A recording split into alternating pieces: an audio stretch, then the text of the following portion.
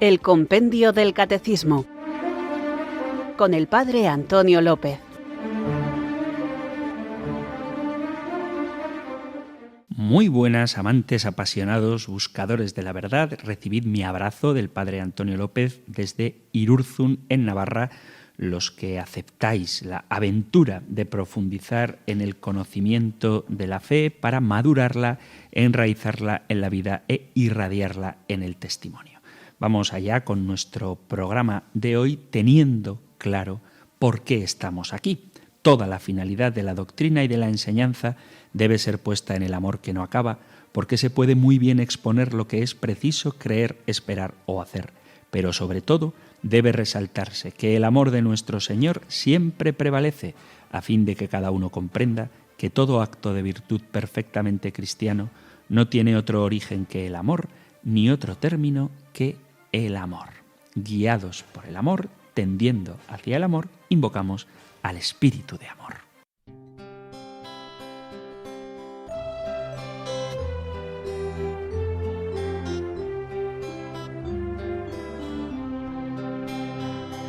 Mirad las estrellas fulgentes brillar, sus luces anuncian que Dios ahí está. La noche en silencio, la noche en su paz, murmura esperanzas cumpliéndose ya. Los ángeles santos que vienen y van, preparan caminos por donde vendrá el Hijo del Padre, el Verbo eternal, al mundo del hombre en carne mortal. Abrid vuestras puertas, ciudades de paz, el Rey de la gloria ya pronto vendrá. Abrid corazones, hermanos, cantad, que vuestra esperanza cumplida será. Vamos a dedicar el programa de hoy a vuestra participación. Sois vosotros quienes tomáis la batuta de este espacio con los mensajes que a través del correo electrónico compendio@radiomaria.es o del número de teléfono para WhatsApp 668594383 habéis enviado.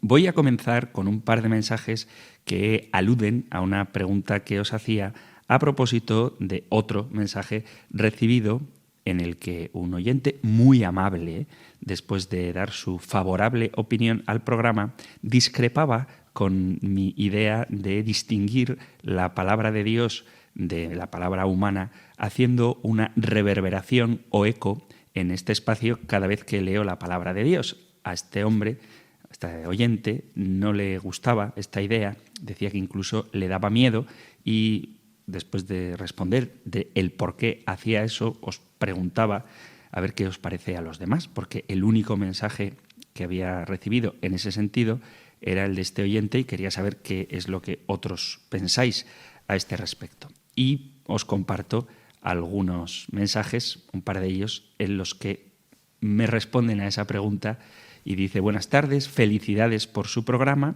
Estoy escuchando el comentario que hace un oyente quejoso de que se use un sonido profundo tipo eco al citar la Biblia. Mi punto de vista, 1, no haga caso. Bueno, caso hay que hacer. Luego otra cosa es obedecer, pero escuchar hay que escuchar. 2, el uso que hace cambiando el sonido, modo salida profundo eco, a mí me parece adecuado, mejor, muy oportuno. Todo contraste de voces, sonidos, cadencias, ayuda a captar la atención, a recalcar, a enfatizar. 3, me parece muy logrado. 4, perfecto. 5, así pues, no haga caso del oyente que le dice esa voz cavernosa. Vale, muy agradecido, le escucho siempre, un abrazo y una oración por este pecador que le escribe. Un abrazo de nuevo. Pecadores somos todos y espero que nos sostengamos en la oración y nos favorezcamos de la comunión de los santos para que los méritos de aquellos que ya nos aguardan en el cielo nos ayuden a llegar cuanto antes después de muertos, me refiero, con el menor purgatorio posible, al lugar que Cristo nos ha preparado, que es junto a Él. El que yo intente destacar lo que es palabra de Dios me parece que es algo que puede ser útil, porque, insisto, en lo que decía cuando respondía al oyente que mostraba su desagrado ante el eco, que como no todo el mundo está familiarizado con la palabra de Dios, quizás si leo citas bíblicas y no digo la cita, no digo el versículo y el capítulo en el que están, quizás alguien pueda pasar por alto que eso está tomado de la palabra de Dios. Y además, este espacio en el que tengo el privilegio de poder estar hablando durante 1 hora prácticamente casi cada día, puede resultar monótono, aunque intente que mi voz no suene siempre en el mismo ritmo. Sí que es verdad que al final la misma voz todo el rato puede resultar un poco cansina, y por eso me parece que intercalar otros tipos de voz, aunque sea la misma, un poco manipulada con la reverberación, puede agilizar la escucha del programa y, sobre todo, subrayar que lo que estoy diciendo es palabra de Dios. Os comparto otro mensaje que, más que pregunta, es un testimonio y que también menciona el tema de las reverberaciones. Dice: buenas tardes, Padre Antonio. El viernes 19 de diciembre, al escuchar el programa dedicado a los oyentes, cuando nos ha hablado del informe de una agencia de telecomunicaciones sobre Radio María, y al hablar del apagón, relataba que fue de las pocas radios que funcionaban. Me he acordado que ese día, cuando salí del trabajo con una gran preocupación por el apagón que afectaba a toda España, compré un transistor en una tienda, y al llegar a casa y ponerle las pilas, el encontrar Radio María me hizo recuperar la esperanza que con Cristo y con nuestra Madre, la Santísima Virgen María, nunca nos falta. En referencia a lo que comenta un oyente sobre las cacofonías en los programas, a mí personalmente no me molestan porque nos hace distinguir qué se refiere a la Sagrada Escritura. Finalmente, quiero desearle, Padre Antonio, a usted y a todos los buscadores de la verdad, oyentes de nuestra querida Radio María, una feliz y santa Navidad, que el niño Jesús nazca en todas las personas de buena voluntad. Este mensaje nos lo manda Juan Mari desde Cádiz. Pues muchas gracias, Juan Mari, por tu felicitación, también por tu comentario, y demos gloria a Dios y agradezcamos al Señor que guía, sostiene en su providencia a través de vuestra oración y de vuestros donativos esta emisora de la Virgen que ciertamente acerca a la palabra de Dios a quienes la escuchan, acerca la enseñanza de la Iglesia, su actividad apostólica en todos los ámbitos de la actividad humana, y mantiene encendida la luz de la esperanza, esa luz que es Cristo, que se presenta ante el mundo como luz, y vino a los suyos y muchos de los suyos no lo recibieron, pero a quienes lo recibimos, también a través de las ondas de Radio María, nos hace hijos de Dios. Por eso, porque tenemos un Padre común, somos todos los oyentes de Radio María, junto con todos los cristianos, hermanos. Así que a seguir sosteniendo Radio María, fundamentalmente con la oración, también escuchándola, y a nivel humano, porque es necesario, estamos carentes de medios humanos, materiales, y por eso vuestros donativos, aunque puedan parecer pequeños, son de gran valor a los ojos de Dios y también a nivel concreto y práctico a las necesidades de Radio María. Así que muchas gracias por vuestros mensajes, muchas gracias por vuestras oraciones, gracias por sentiros miembros de esta familia y gracias por sostenerla con vuestro voluntariado y con vuestra ayuda económica. Compartiendo con vosotros los mensajes que han llegado al correo electrónico compendio@radiomaria.es, también algunos WhatsApp. La verdad es que sois más dados al correo electrónico que al WhatsApp, pero en cualquier caso, lo bonito, lo importante es que sintáis que os podéis comunicar con este espacio y, en la medida de las posibilidades, que vuestras dudas queden respondidas. Vamos con un correo cuyo asunto es: el rebaño del Señor debe ser instruido, no engañado. Ruego aclaración. Y me envía un artículo publicado en una página católica donde se cita una frase del Papa León XIV: nadie se perderá.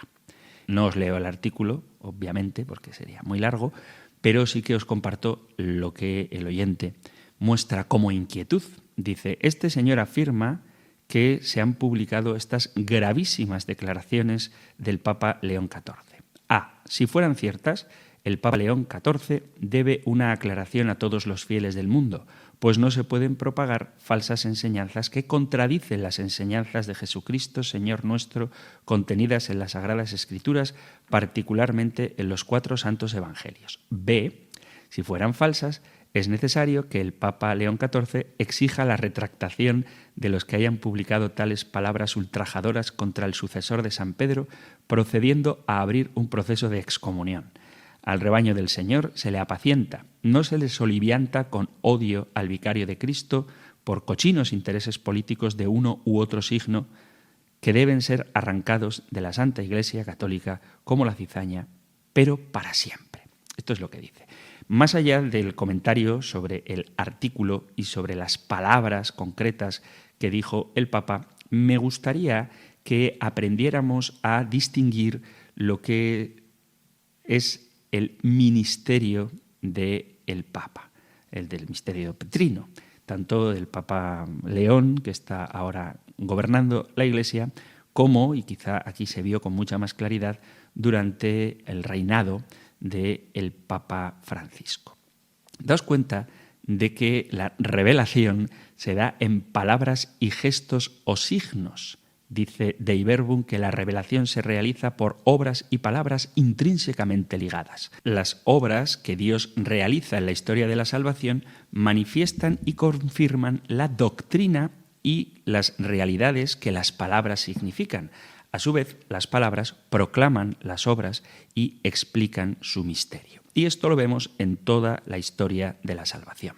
Los profetas, por orden de Dios, se presentan ante el pueblo con un yugo al cuello, con una vasija de barro que romperá en público, etc. Y cuando sean preguntados sobre qué significa ese gesto, darán la palabra divina que han de transmitir, pues es ayudada su elocuencia, sus palabras, por ese signo. Cristo mismo lleva al culmen la revelación porque hizo y enseñó viviendo entre los hombres, y sus obras, no sólo cuando son milagrosas, iluminan y confirman sus palabras.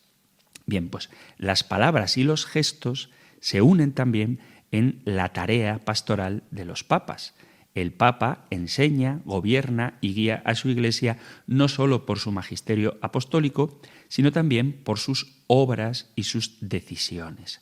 Hay evidentemente en su guía como pastor universal grados diversos en el ejercicio de la autoridad apostólica.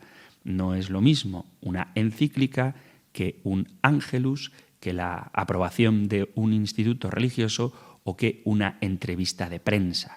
Y esto hay quien puede no tenerlo en cuenta, bien porque toman maliciosamente una palabra o un gesto mínimo del Papa interpretándolo en contra del magisterio de la Iglesia, que es suyo, llevando malamente el agua a su molino, o por quienes se escandalizan con ocasión de un gesto o una palabra del Papa que, mal interpretado, pudiera ir en contra del magisterio de la Iglesia, y enseguida protestan y acusan públicamente al Papa, creando confusión y desmoralizando a los lectores.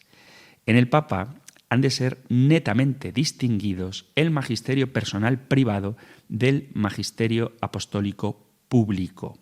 No quiero decir que el magisterio personal privado no tenga importancia, ojo, pero sí que hay que distinguirlo del magisterio público. No todo lo que dice o hace el Papa tiene que ser tenido en la Iglesia Universal como modelo apostólico cierto de lo que debe pensarse y hacerse. Muchas de sus palabras y acciones, por ejemplo, cuando escribe un libro o hace una entrevista, no ejercitan, al menos en muchas cuestiones, el carisma de Pedro como vicario de Cristo, sino que expresan su pensamiento personal, su carácter o sus tendencias personales. Y nada más, son palabras y acciones que ciertamente exigen un atento respeto, pero no una sujeción del pensamiento y la actividad de los fieles. Ponemos un ejemplo. Cuando Ratzinger escribió el libro Jesús de Nazaret, él mismo lo advirtió desde el principio en el prólogo. Dice: sin duda, no necesito decir expresamente, pero de hecho lo hace, que este libro no es en modo alguno un acto magisterial, sino únicamente la expresión de mi búsqueda personal del rostro de Cristo. Por eso, cualquiera puede contradecirme. Son palabras del Papa Joseph Ratzinger cuando escribe, siendo ya Papa, el libro Jesús de Nazaret. La palabra tiene una expresión ciertamente más clara y precisa que los gestos que la completan. En efecto, los gestos expresan el lenguaje no verbal con pensamientos e intenciones que pueden tener interpretaciones muy variadas, aunque éstas pueden ser a veces patentes por las circunstancias. Las palabras, en cambio, tienen una expresividad mucho más precisa y unívoca, aunque tratándose siempre de un lenguaje que es humano, nunca se ven libres de un cierto grado de susceptibilidad a la equivocación. Es evidente, por tanto, que si un gesto concreto adolece de una expresividad ambigua, el gesto o el signo debe ser interpretado ateniéndose a las palabras. Por ejemplo, cuando Juan Pablo II besó el Corán en público, su gesto ocasionó grandes perturbaciones en la Iglesia. Veis que esto de que el Papa haga gestos que llamen la atención no es algo nuevo. Bueno, pues este gesto del Papa San Juan Pablo II provocó varias reacciones. Hay quien pensaría, sobre todo en el mundo islámico, en el mundo musulmán, que el propio Papa reconoce la superioridad del Corán con respecto a la Sagrada Biblia y ciertamente el Corán no es compatible con la Sagrada Escritura y este libro impide que muchos se acerquen a la verdad del Evangelio, entre otras cosas porque el propio Corán condena a muerte a quien apostata de la fe islámica. No creo que se haya dado nunca en la historia que un ayatolá islámico besara los evangelios, con lo cual muchos verían que el Papa estaba reconociendo el carácter sagrado divino del Corán. Otros, católicos desviados, pensaron que por fin se abre de verdad en la Iglesia un ecumenismo universal, un verdadero pluralismo religioso, y otros, en un sentido justamente opuesto, dirían que el Papa es claramente un hereje y ya no queda ninguna duda. Y otros muchos católicos, con este beso del Papa, pues se llevarían un enorme disgusto e irían corriendo a rezar por el Santo Padre para que se convierta.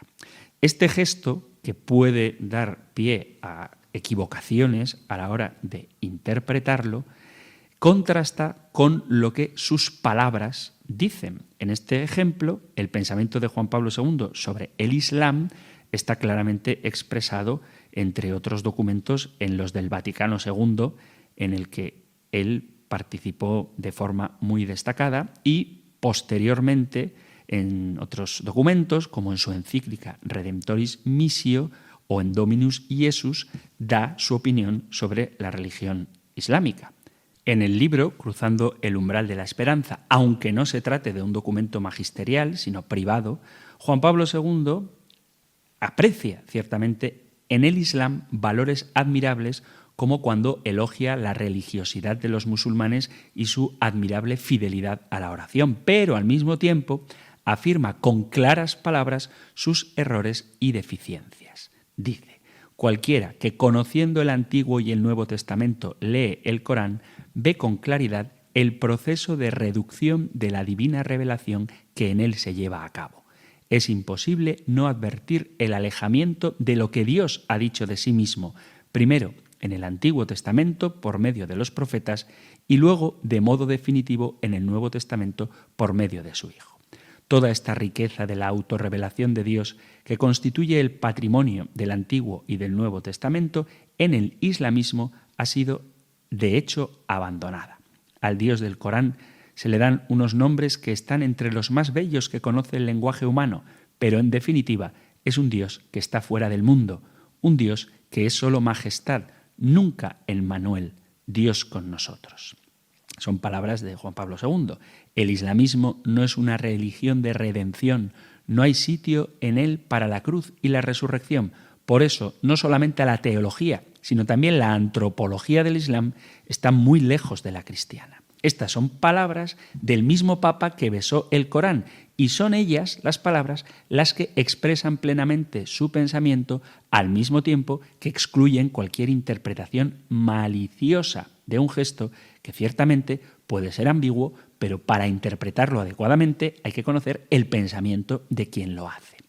Ya en los comienzos de la Iglesia, el primer Papa realizó un gesto que podría ser interpretado como inoportuno. San Pedro fue el primero en descubrir el destino del Evangelio a todas las naciones. Esto lo podéis leer en el capítulo 10 de los Hechos de los Apóstoles. Pero estando en Antioquía, se apartaba de comer con los gentiles conversos, obligando también a los suyos a judaizar. Este gesto, esta concesión a la presión de los cristianos judaizantes, fue censurado por San Pablo y en modo alguno compromete la fe de Pedro en la salvación de los gentiles.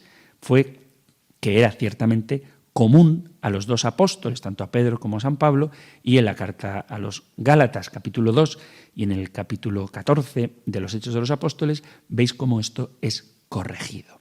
Entonces, para poder interpretar adecuadamente una expresión del Papa o un gesto del Santo Padre, es necesario conocer todo su contexto, todo su pensamiento. Cuando se realizan entrevistas personales al Santo Padre, las afirmaciones que en ellas hace pueden ser diversas, de manera que debemos entender que no está realizando un acto magisterial que comprometa la fiabilidad apostólica de cada uno de los pensamientos que en esa entrevista se comunican. El valor doctrinal de cada una de las ideas es ciertamente diferente según esté hablando de un tema o de otro. Hay verdades de fe que son claras, hay doctrinas próximas a la fe, hay lo que se llama opinión común entre teólogos, hay también experiencias personales, hay recuerdos, preferencias, referencias al pasado.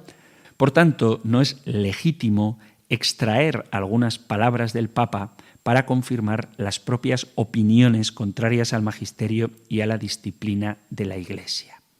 Quienes, fieles a la doctrina de la Iglesia, se entristecen por palabras que pueden escuchar del Papa, necesitan conocer los matices y reconocer el valor de las encíclicas y de los documentos magisteriales oficiales.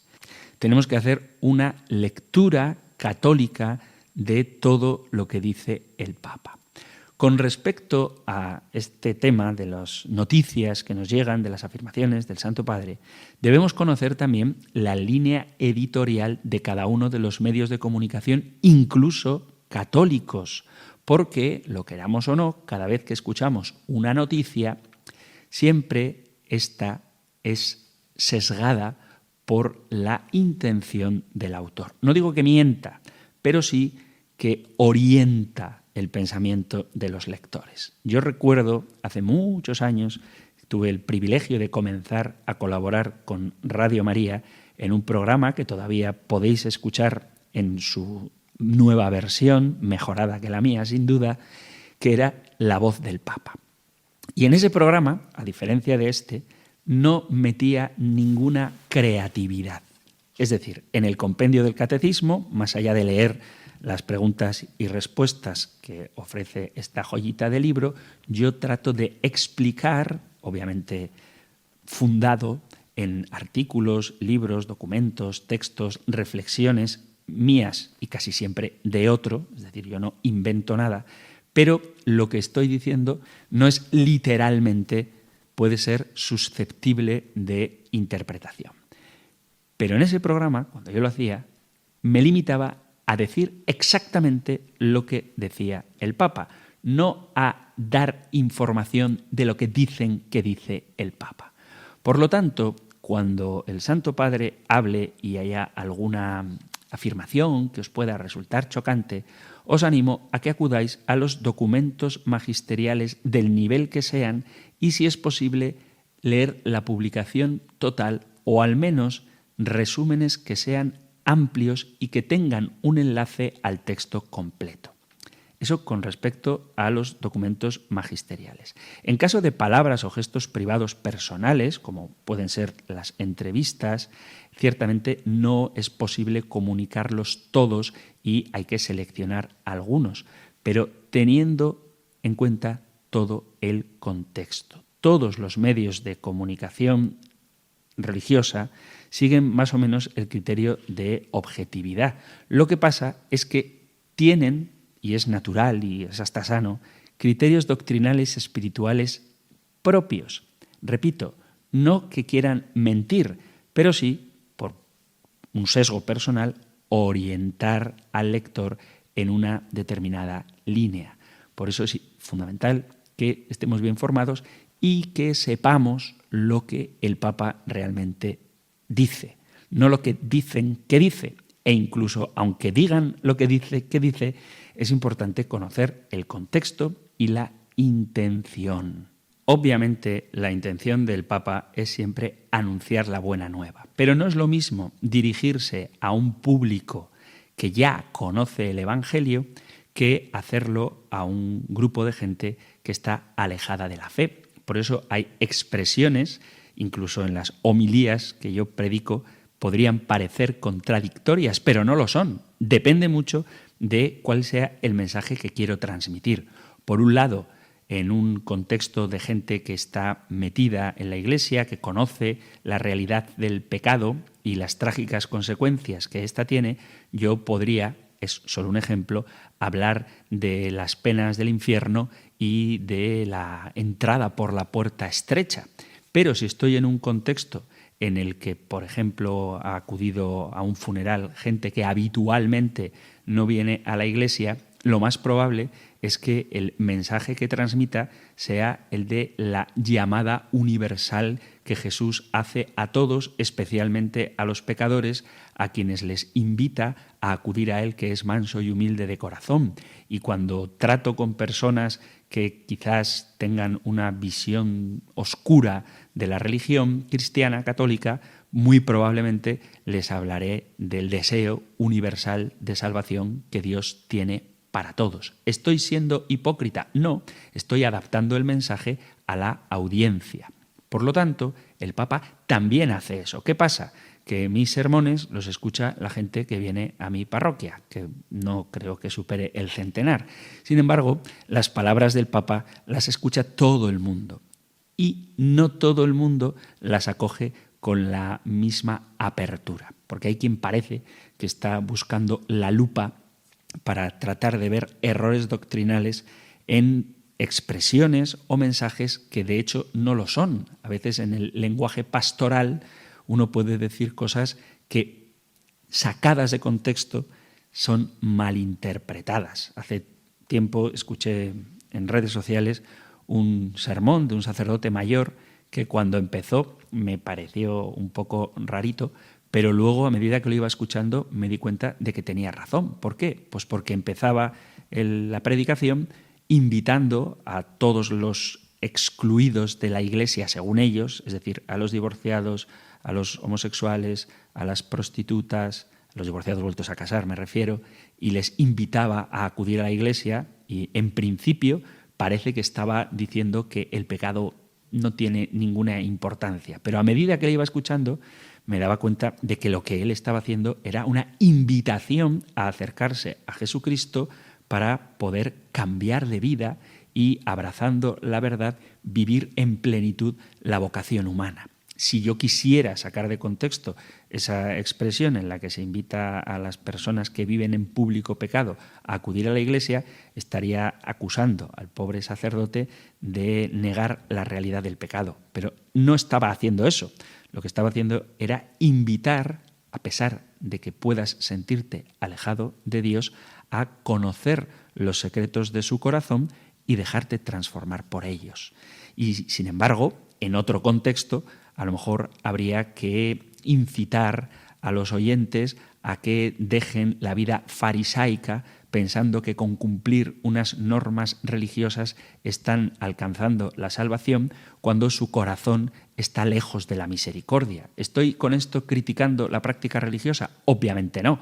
Lo que estoy haciendo es pedir que además de la práctica religiosa se viva también una auténtica transformación interior, que es a lo que todos estamos llamados. Pero vuelvo a repetir, el contexto, el público al que te diriges y el mensaje que quieres transmitir puede dar la sensación de que la enseñanza que estás compartiendo es contradictoria, cuando en realidad no lo es, porque es tan rica nuestra doctrina católica, tan amplia en matices y tan conveniente para todas las circunstancias que, si no las tenemos en cuenta, estas circunstancias, podremos creer que estamos incurriendo en contradicción cuando lo único que hacemos es dar una parte del mensaje del Evangelio, porque en un discurso, en un sermón, en una homilía, en una enseñanza, en una catequesis, no se puede expresar toda la infinita riqueza de lo que Dios nos ha revelado de sí mismo, ni del modo en que el hombre debe vivir, ni tampoco de la manera en que la Iglesia debe invitar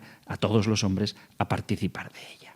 Cuando hablábamos de la Sagrada Escritura, uno de los criterios que hay que tener en cuenta a la hora de leerla es la analogía de la fe, es decir, cómo las distintas verdades de fe se iluminan unas a otras y cómo hay que leer la palabra de Dios en todo su conjunto. Bueno, pues esto mismo hay que decir con respecto tanto de las palabras como de los gestos del Santo Padre, teniendo en cuenta siempre el magisterio inamovible, la revelación, tanto en la tradición como en la Sagrada Escritura. Desde ahí es que hay que interpretar los gestos y las palabras del Santo Padre.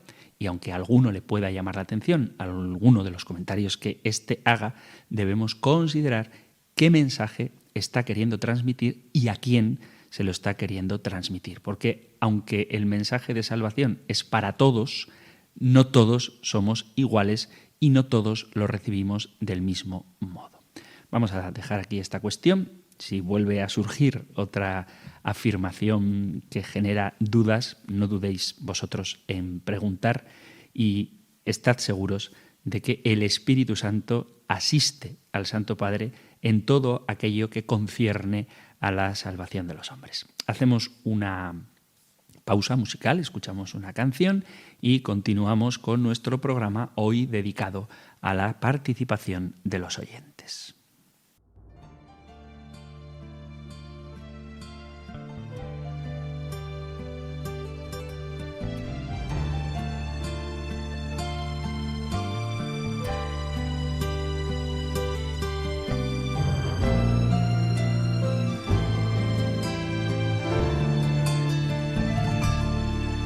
Tu amor nos acogemos, María ruega por nos. A tu amor nos acogemos, María ruega por nos. Salve, salve, cantaban María, que más pura que tú, solo Dios. Y en el cielo una voz repetía, más que tú, solo Dios, solo Dios. Estás escuchando el Compendio del Catecismo, el programa para apasionados buscadores de la verdad, aquí en la emisora de la Virgen, en Radio María, un espacio que puedes oír cada día de lunes a viernes de 4 a 5 de la tarde, una hora antes si nos sintonizas desde las Islas Canarias, y hoy estoy dedicando el tiempo a responder a las preguntas que vosotros, queridos amigos, queridos oyentes, amablemente habéis enviado al correo electrónico compendio@radiomaria.es o al número de teléfono para WhatsApp 668-594-383. Voy con otro correo electrónico. Dice: Padre, me ha encantado el programa de hoy. Gracias, soy científico y católica y me encuentro 100% identificada con su reflexión. Una añadidura sobre la diferencia entre el ataque a los cristianos más se apoya al islamismo. Entiendo que entre más se ataca a los cristianos, más se apoya al islamismo. El islamismo, dice ella, es extremo, dice externo, esto creo que será el autocorrector, así que voy a leer lo que creo que quiere decir. El islamismo es extremo. El ateo culpa de sus miserias humanas al cristianismo, a la Iglesia, a pesar de lo que quieran o no. Es el cristianismo quien ha definido la sociedad occidental y el avance científico que hoy en día tenemos. Se dice en inglés, el jardín del vecino es más verde que el propio, pero es una medida un poco corta porque el islamismo no perdona, como bien lo ha dicho, y poco a poco se va a apoderar de Europa. Gracias, Padre. Es muy interesante, yo no sé si lo estáis notando, que en esta segunda edición del Compendio del Catecismo estoy haciendo más menciones al Islam y también las preguntas de los oyentes hablan de esta religión bastante más que en la edición anterior. Y es porque efectivamente estamos teniendo un incremento, un crecimiento de personas que profesan esta religión y es lógico y normal que tengamos que confrontarla con nuestra fe cristiana, no en el sentido bélico de la palabra, pero sí en el sentido intelectual. Tenemos que conocer qué religión profesan aquellos con los que convivimos para poder defender la verdad en la que nosotros creemos frente a esta religión que, no siendo nueva, sí que está empezando a tener un impacto no necesariamente positivo en nuestra cultura europea. Y ciertamente el desarrollo científico y social de lo que conocemos hoy como Europa se debe a el cristianismo. Tengo dudas de si desarrollar este tema, esta pregunta, desde el punto de vista científico, desde el punto de vista social, daría para un programa entero hablar de lo que ha aportado el cristianismo a la ciencia, a la cultura y a la sociedad y ponerlo enfrente, es decir, confrontarlo con lo que el Islam ha hecho en este mismo sentido. Los valores cristianos han configurado nuestra forma de entender la vida. Nos han educado desde hace 2 milenios y nos han mostrado la importancia que tiene la vida humana. Precisamente sobre este principio del valor de la vida humana se sostiene nuestra sociedad occidental como ninguna lo ha hecho antes. Se ha creado una comunidad, al menos en teoría, de respeto, paz y orden. Muchas veces vemos trágicos acontecimientos que nos hacen preguntarnos cómo es esto posible. Y aunque nos hayamos acostumbrado a ver estos dramas de crímenes y de sangre con dolor, lo cierto es que todavía nos escuecen, nos llaman la atención. ¿Cómo es posible que sigamos cuestionándonos sobre por qué ocurren las barbaridades que muchas veces ocurren? Pues lo hacemos por nuestras profundas creencias cristianas.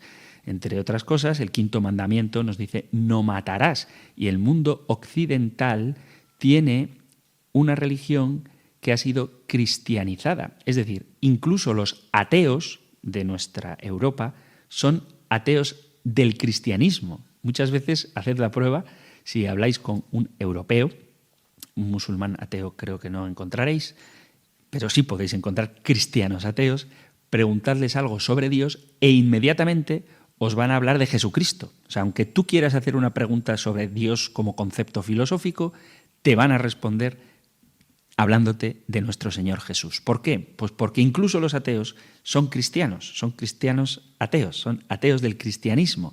Nada ha podido escapar de la palabra de Dios en una sociedad cuyas bases morales vienen de Cristo, de su ejemplo, de sus obras y también de la manera en que desde los orígenes los apóstoles fundaron las comunidades cristianas. Si os dais cuenta, nada tenemos que ver con la vida anterior a la aparición del cristianismo. Nosotros no medimos el éxito de un hombre en función de a cuántas personas haya matado en la batalla, ni nuestra economía se sostiene por esclavos. Todos estos pilares mantenían el mundo clásico, pero cambiaron con la llegada del cristianismo. Para poder saber hacia dónde vamos, necesitamos saber de dónde venimos. De ahí la importancia de conocer las raíces cristianas de Europa. Y el mundo occidental, incluyendo a los creyentes de las distintas religiones, a los ateos o a los agnósticos, ha de aceptar la realidad de que sin el cristianismo no solo nuestros valores morales serían muy distintos, sino también las reglas legales de la sociedad en la que vivimos.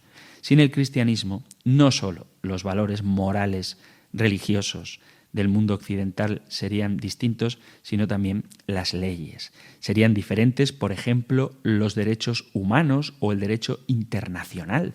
Esos cimientos esenciales de la organización de nuestro día a día, sin el sacrificio de Dios hecho hombre como un hombre más y sin la expansión del Evangelio, no hubieran sido posibles. Solo tenemos que mirar al resto del mundo y la manera en la que los seres humanos son tratados. Esclavos en el siglo XXI, asesinatos a sangre fría, ahorcamientos en grúas o decapitaciones. Esto no ocurre en Europa y sí en lugares donde el cristianismo no está enraizado. Por desgracia, estamos siendo testigos de que se han rechazado los avances del humanismo cristiano en muchas partes del mundo. El islamismo, aunque esto hay que matizarlo, lo haremos en otro programa si queréis, repudia los valores de la cultura occidental y nuestros principios fundacionales. Pensad en lo que ocurre en algunos lugares de África o en Oriente Medio, donde algo tan cotidiano para nosotros como la libertad de expresión puede terminar con tu vida. Tú puedes vivir en una cultura cristiana, estar en una reunión de amigos recién salidos de misa y manifestar tu ateísmo y verás como lo peor que puede pasar es que traten de convencerte de la verdad de que Dios existe. Pero si haces eso en un país de mayoría musulmana, es probable que esa cena no acabe bien.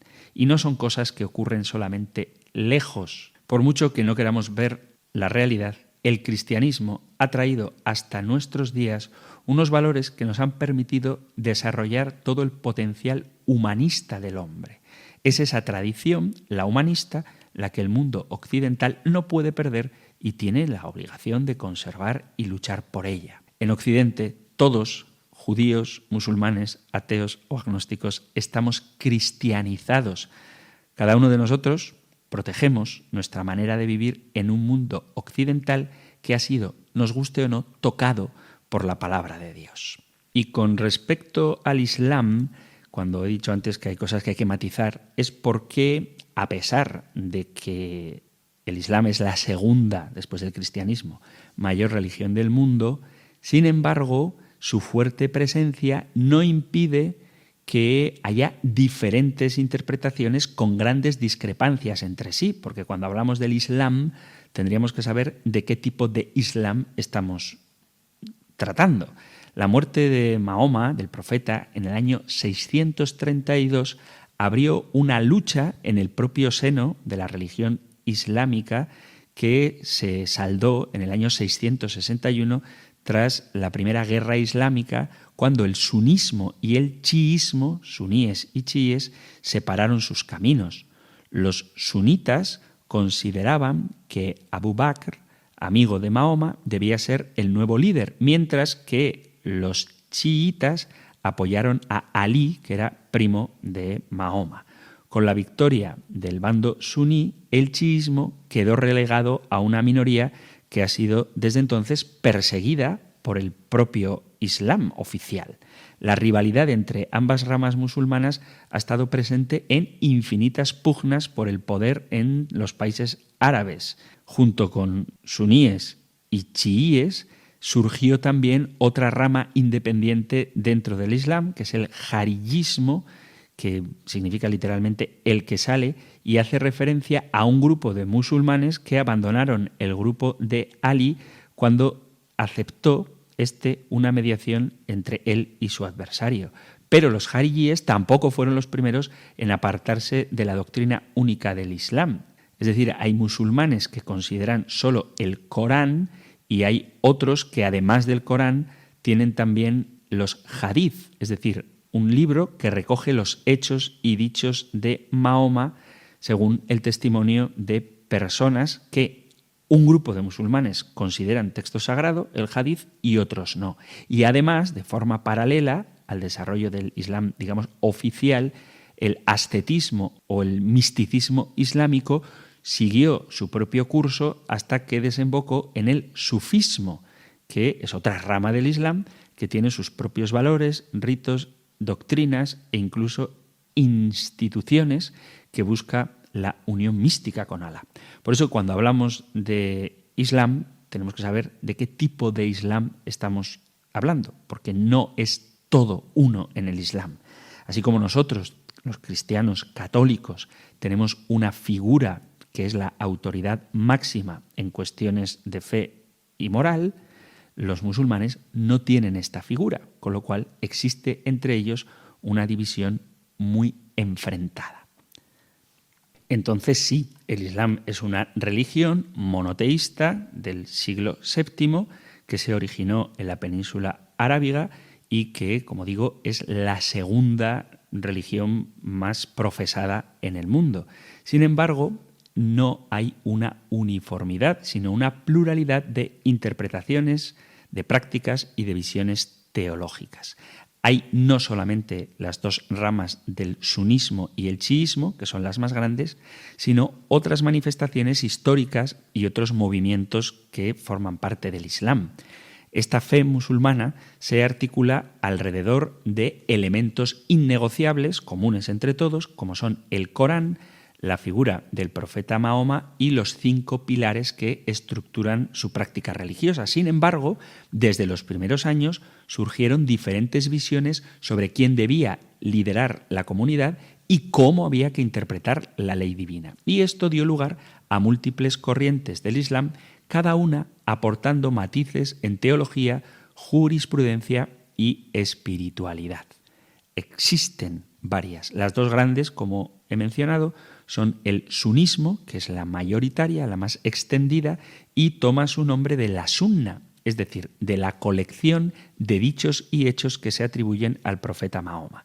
Tras su muerte, los suníes respaldaron la elección de sus 4 primeros líderes, conocidos como los bien guiados, y su autoridad, la autoridad del sunismo, emana del Corán, es decir, el texto sagrado que aceptan todos, la sunna, que sería lo que nosotros podríamos llamar la tradición, es una tradición profética recogida en hadices, y luego el consenso comunitario y el razonamiento analógico. A partir de estas fuentes se desarrollaron 4 escuelas jurídicas principales que resuelven cuestiones sobre el ritual, el derecho y la vida diaria. Dependen de su localización geográfica. El sunismo, por tanto, abarca tanto visiones más moderadas como visiones más conservadoras, y todo su criterio converge en la fidelidad a la sunna, a esa tradición recogida, y al Corán, al libro del Corán. Luego está como minoritaria, pero es la segunda mayoritaria, el chiismo. Defiende que el liderazgo de la comunidad debía permanecer en manos de la familia de Mahoma, comenzando por Alí, que era a la vez su primo y su yerno. Los chiíes consideran que los imanes descendientes de Alí poseen una guía espiritual y doctrinal única e infalible. El chiísmo se divide, a su vez, en 3 grupos. El chiísmo aporta al conjunto islámico una estructura, digamos, sacramental, donde los ayatolás y los imanes cumplen sus roles centrales en la interpretación de la ley y de la vida espiritual. Y luego existen otras ramas históricas más recientes. El ibadismo, que nace de las primeras facciones de los yarigíes, que se caracteriza por una postura moderada y comunitaria, rechaza la violencia y valora la elección del líder más justo sin requerir necesariamente que pertenezca a la familia del profeta.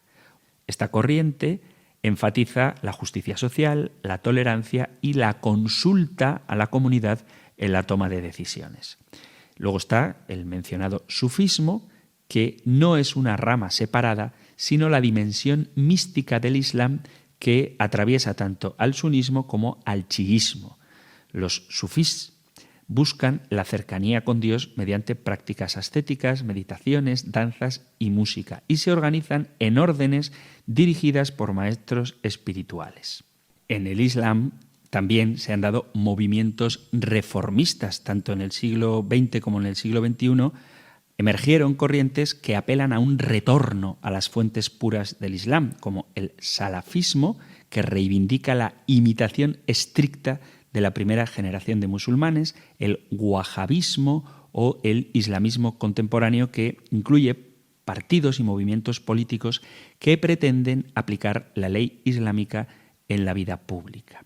Y además existen también sectas musulmanas, como los alawíes, que tienen un tinte gnóstico, los drusos o los alevis, que son, como digo, más que grupos musulmanes, sectas dentro del Islam. Y además existen también musulmanes no denominacionales, aquellos que optan por no adscribirse a ninguna escuela jurídica o secta.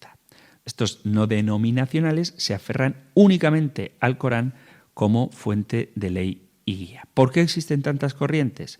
Pues el primer gran desencuentro se produjo al decidir quién sucedía a Mahoma, un líder político elegido por consenso o un imán designado por sangre profética.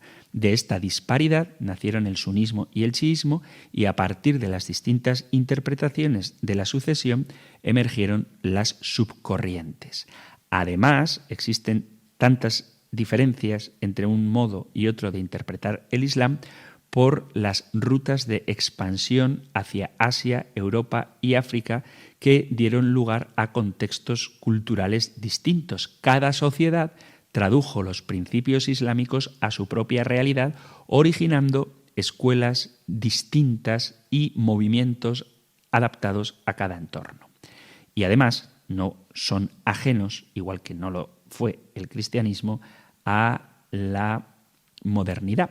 El colonialismo, la independencia de algunas naciones, los desafíos de la globalización incentivaron proyectos de reforma y revitalización religiosa. Y en ese sentido surgieron desde visiones tradicionales, como el salafismo, hasta, dentro del Islam, propuestas laicas o feministas. Obviamente, un musulmán te va a decir que eso no es el verdadero Islam.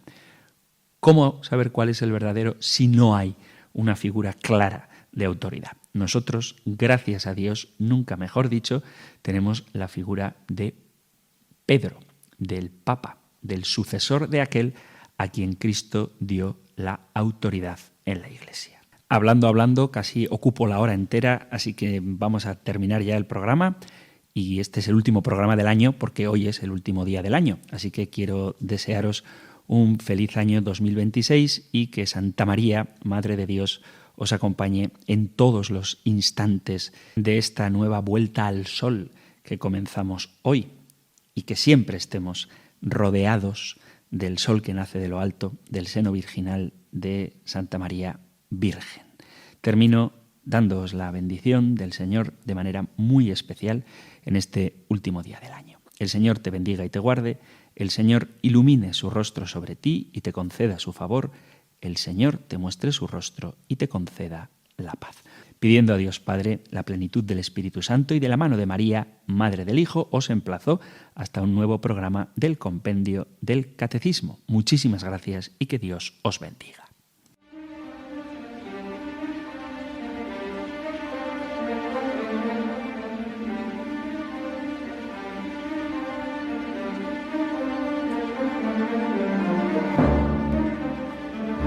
El Compendio del Catecismo con el Padre Antonio López.